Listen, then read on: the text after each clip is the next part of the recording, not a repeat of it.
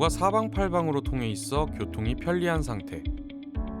도로나 지하철 등 교통망이 발달된 모습이라는 뜻의 사통팔달. 그리고 이 사통팔달의 수식어에 어울리는 도시 천안. 현재 천안은 전국 최고의 교통 요충지이자 사통팔달의 교통도시라고 할 수 있는데요. 그렇다면 천안은 어떻게 교통의 요충지가 되었을까요? 그리고 그 시작은 과연 언제부터였을까요? 많은 사람들에게 천안이 교통이 편리하다는 것은 익숙한 이야기입니다. 하지만 천안이 어떻게 그렇게 교통이 발달할 수 있었는지, 또 이 편리함은 언제부터 시작되었는지 아는 사람을 찾기란 쉽지 않은데요. 그렇다면 천안의 역사 속에서 그 이유를 한번 찾아보겠습니다.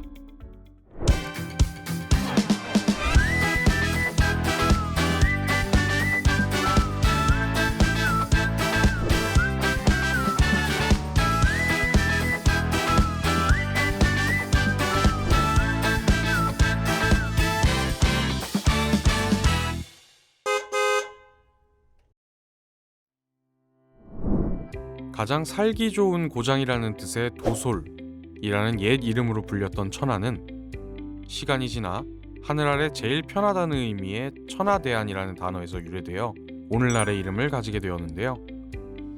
그 이름에 걸맞게 오늘날 천안은 산업, 교육, 문화, 환경, 교통도시를 지향하는 삶의 질 세계 100대 도시를 추구하고 있습니다.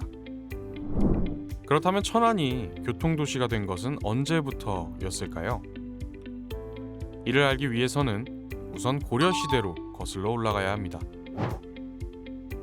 천안은 무려 1000년 동안 고려시대부터 교통과 교역의 요충지로 천안부라고 불렸는데요. 이렇게 된 이유에는 당시 풍수지리적인 영향이 있었다고 합니다. 이는 고려사전료 제1권 태조 경인 13년에 나오는 구절을 보면 쉽게 알 수 있습니다.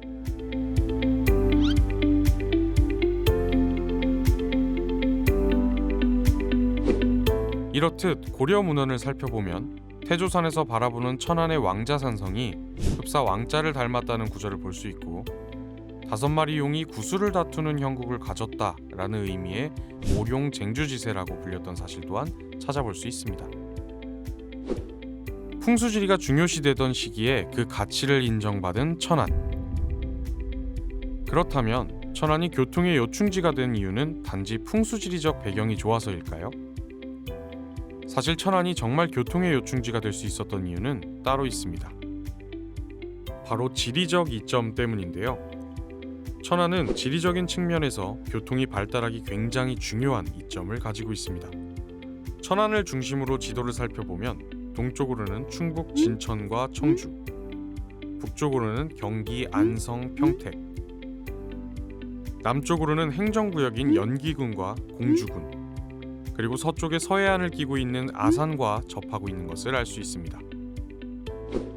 또한 수도권과 인접함과 동시에 전라도와 경상도를 잇는 지리적 이점을 가지고 있습니다. 때문에 과거 천안은 영남과 호남, 충청의 물자가 모두 모여 지금으로 치면 나라의 물류기지 역할을 했던 것이죠. 이처럼 풍수지리적, 지리적 강점을 바탕으로 한 천안은 고려시대 때부터 점차 교통과 교역의 요충지로 성장하게 되었습니다. 천안이 예로부터 교통의 요충지였다는 흔적은 민요에서도 찾아볼 수 있는데요. 우리에게 잘 알려진 경기 민요 천안 삼거리를 한번 살펴보겠습니다. 천안 삼거리 흥 능수야 버들은 흥 세마새 겨워서 휘느라 자꾸나 흥 애루하 애루하 흥 성화가 났구나 흥. 민요 속 천안 삼거리는 도성과 전라도, 경상도를 연결하는 삼남대로의 길목 역할을 해왔습니다. 예로부터 천안이 삼남, 즉 도성으로부터 남쪽에 있는 충청도, 경상도, 전라도의 삼도를 연결하는 교통의 요충지였기 때문에 천안 삼거리에는 항상 상인과 나그네들로 붐비게 되었죠. 특히 과거 길을 오고 가는 선비나 관리들의 행차를 비롯한 많은 사람들이 이곳을 통해 도성으로 올라가거나 공주를 거쳐 전주나 광주로 가는 길, 청주를 거쳐 문경, 세제, 경주 등 경상도로 통하는 길 등 세 갈래 길을 이루었기 때문에 오늘날의 이름과 명성을 가지게 된 것입니다. 또 천안 삼거리 관련하여 능수버들이라는 재미있는 전설이 하나 있는데요. 천안 삼거리에 많이 자라고 있는 버드나무에 대한 전설을 통해서도 옛 천안의 명성을 짐작할 수 있습니다.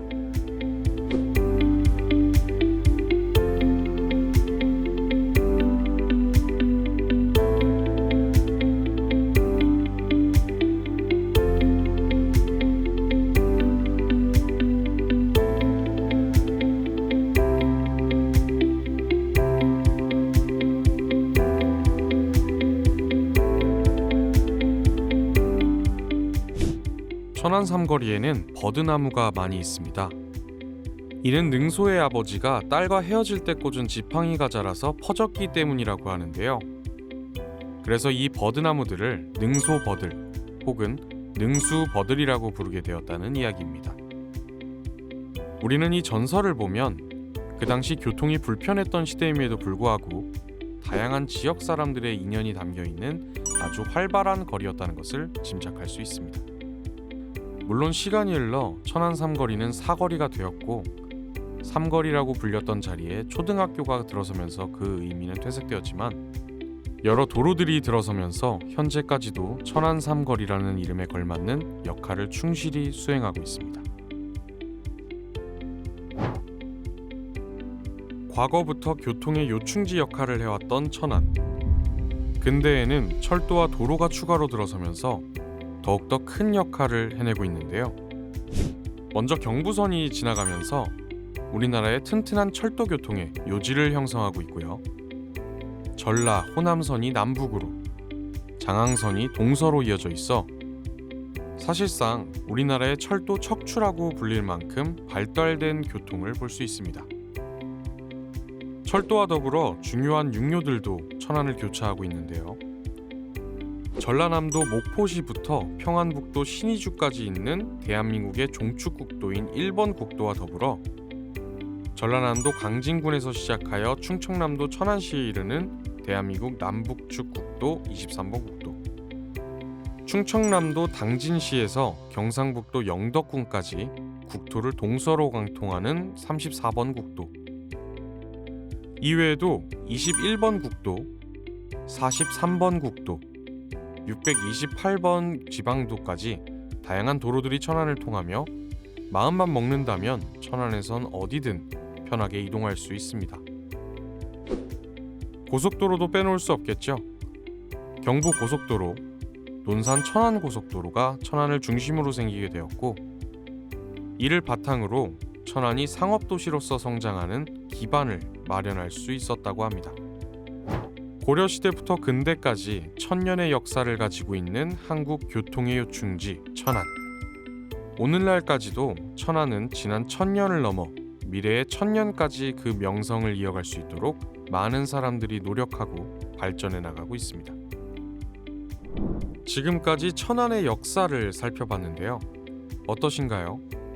천안이 왜 교통의 요충지가 되었는지 이젠 정확히 알 수 있겠죠? 그렇다면 이제는 과거가 아닌 지금의 천안이 여전히 교통의 요충지라고 불릴 만한지 살펴볼까요?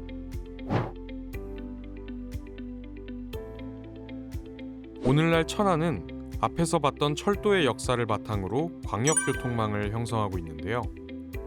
우리는 이러한 철도의 발전을 물류와 여객의 관점으로 나누어 살펴볼 수 있습니다. 먼저 물류의 경우 우리나라 물류의 대동맥 역할을 수행하는 경부고속철도와 경부선철도가 천안시를 남에서 북으로 연결하고 있습니다. 또한 동과 서의 교통축을 형성하는 장항선이 천안을 지나고 있기 때문에 우리나라 동서남북의 물류를 연결해주는 중요한 교통의 요충지라고 할 수 있죠. 여객 관점에서 보아도 천안은 어디든 갈 수 있는 최고의 역이라는 타이틀을 가지고 있습니다. KTX나 SRT 같은 고속열차가 물류뿐만 아니라 사람이 이동하는 데에도 많은 편리함을 주고 있는데요. 천안에서 부산까지 2시간, 서울까지는 약 40분 만에 도착할 수 있을 정도니 더 말할 필요는 없겠죠. 추가로 서울과 아산을 잇는 수도권 1호선 전철이 지난다는 점도 큰 장점이라고 할 수 있겠습니다. 천안은 철도 못지않은 버스 터미널이 있습니다. 천안에 위치한 천안 종합버스 터미널은 충남도에서 가장 큰 종합버스 터미널로 고속버스, 시외버스를 이용하여 이동이 편리합니다. 또한 단순히 이동을 넘어 천안의 명소를 버스로 편하게 관광할 수 있다는 장점도 가지고 있습니다. 관광 이야기가 나왔으니 천안 시티 투어를 빼놓을 수 없겠는데요. 천안시에서는 문화 관광을 활성화하기 위해서 버스로 천안을 둘러볼 수 있는 시티 투어 프로그램을 진행하고 있습니다. 천안과 아산을 함께 볼 수 있는 천안 아산 코스, 천안의 동쪽과 서쪽을 돌아볼 수 있는 동서북권 코스, 가족끼리 여행하기 좋은 가족사랑 코스, 마지막으로 우리의 역사를 볼 수 있는 나라사랑 코스 등 다양한 코스로 운영이 되고 있습니다. 이는 요일별로 다르게 운영하고 있으니 자세한 사항은 홈페이지를 참고하여 자신에게 맞는 코스를 선택하시면 됩니다. 이 외에도 천안 여행에 있어서 다양한 정보들이 홈페이지에 담겨 있으니 여행을 계획하고 있는 분들이 있으시다면 함께 살펴보는 것도 추천해 볼 수 있겠네요. 금강산도 식후경이라는 말이 있죠. 이동을 하거나 여행을 하다 보면 맛 좋은 음식들이 생각나기 마련인데요. 그래서인지 사람들이 많이 오가는 천안은 지역의 특성과 특산물을 활용한 다양한 먹거리들이 많이 활성화되었습니다. 그럼 지금부터 천안에서 맛볼 수 있는 천안의 향기가 담긴 먹거리들을 함께 살펴볼까요?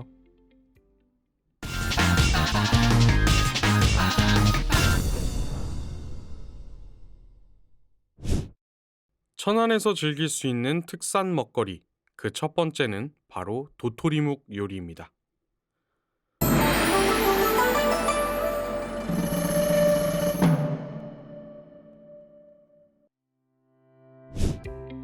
천안에 위치한 태조산과 광덕산에는 예부터 호두와 도토리가 많이 나기로 유명했는데요. 천안이 호두와 도토리가 유명한 이유도 이러한 지역적 특징에 있었다고 합니다. 그렇게 수확한 도토리를 가지고 여러 가지 음식을 만들기 시작하면서 도토리묵, 도토리국수 등 다양한 도토리 음식이 탄생하게 되었고 지금까지도 천안의 향토 음식 중 하나로 자리 잡게 된 것이죠. 그렇게 준비한 첫 번째 음식, 천안 도토리 묵무침을 먹어보았습니다.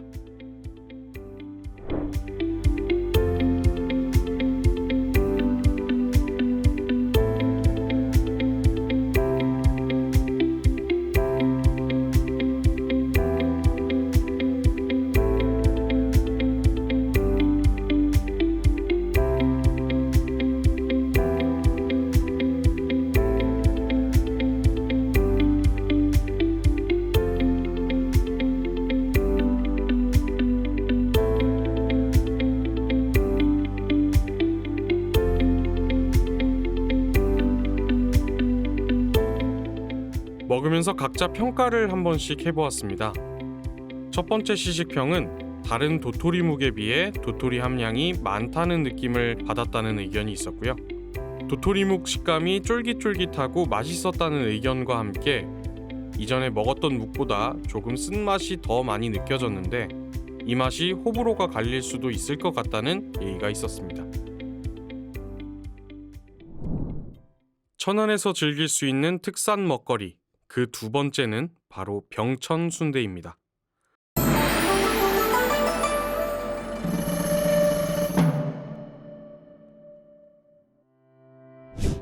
천안에 있는 병천 지역은 순대의 명소로 잘 알려져 있는 곳인데요. 병천 순대가 유명해진 이유는 1960년 당시 읍내에 햄 공장이 생겨나면서부터라고 합니다. 병천 지역에 햄 공장이 세워지면서 이 과정에서 햄의 주재료인 돼지 내장이 많이 남게 되었다고 합니다.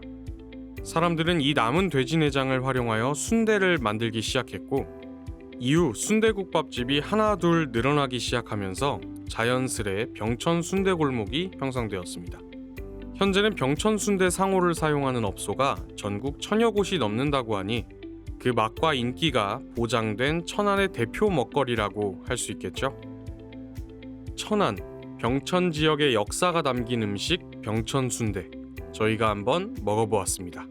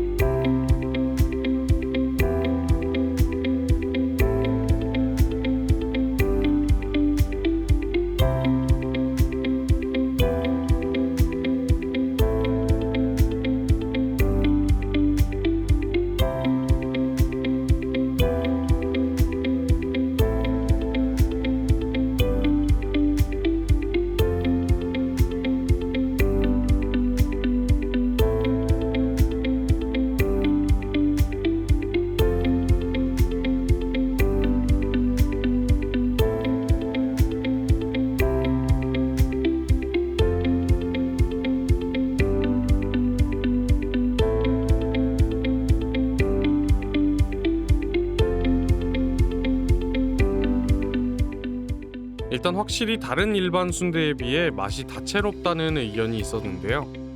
찹쌀 순대와는 다르게 내장과 함께 씹히는 아삭한 야채들이 식감과 맛을 더욱 올려주었습니다. 반대로 본인의 입맛에는 안 맞다는 이야기도 좀 있었습니다.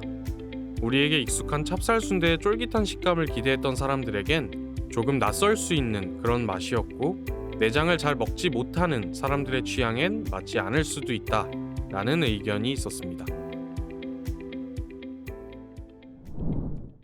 천안에서 즐길 수 있는 특산 먹거리, 마지막 음식은 바로 호두 산채 비빔밥입니다.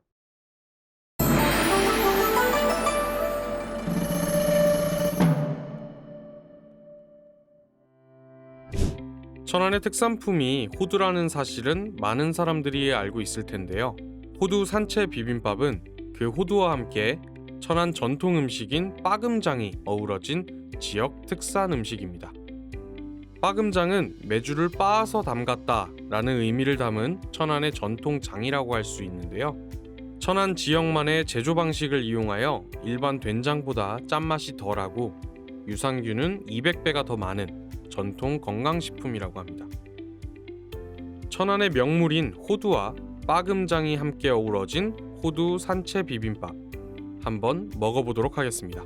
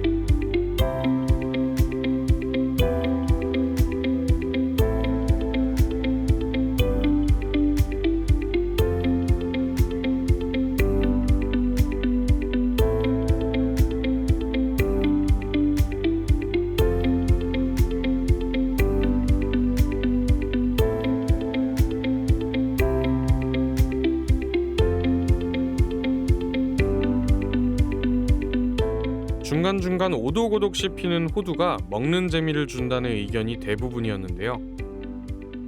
일반적인 비빔밥의 맛과 함께 호두의 식감과 고소함이 섞이니 보다 풍부한 맛을 내는 것 같아 누구나 맛있게 먹을 수 있었습니다. 빠금장에 대한 의견도 있었는데요. 일반 고추장에 비해 짠맛이 덜하고 자연스러운 단맛이 올라와서 굉장히 맛있었다는 의견이 많았습니다.